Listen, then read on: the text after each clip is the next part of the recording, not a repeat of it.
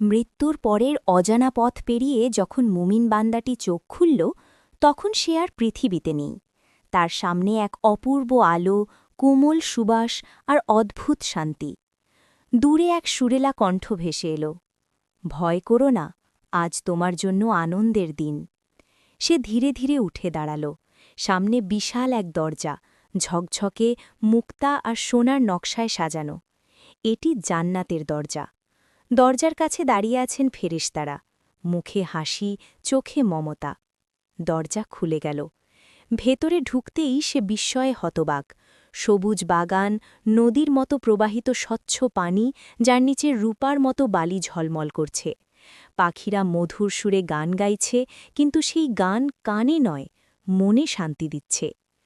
তার সামনে একটি প্রাসাদ, দেয়াল মুক্তার, দরজা সোনার আর মেঝে যেন স্বচ্ছ কাচের মতো। ফেরেশতা বললেন, এটি তোমার ঘর। পৃথিবীতে তুমি যত কষ্ট সহ্য করেছিলে, তার প্রতিদান এটি।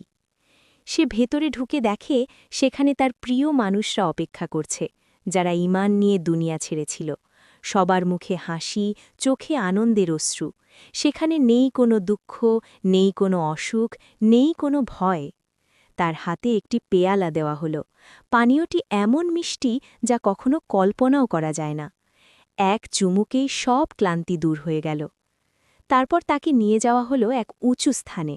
সেখান থেকে পুরো জান্নাত দেখা যায়, অসংখ্য বাগান, ঝর্ণা, রঙিন ফলের গাছ আর আলোয় ভরা আকাশ। এক ফেরেশতা বললেন, আজ তোমার প্রথম দিন।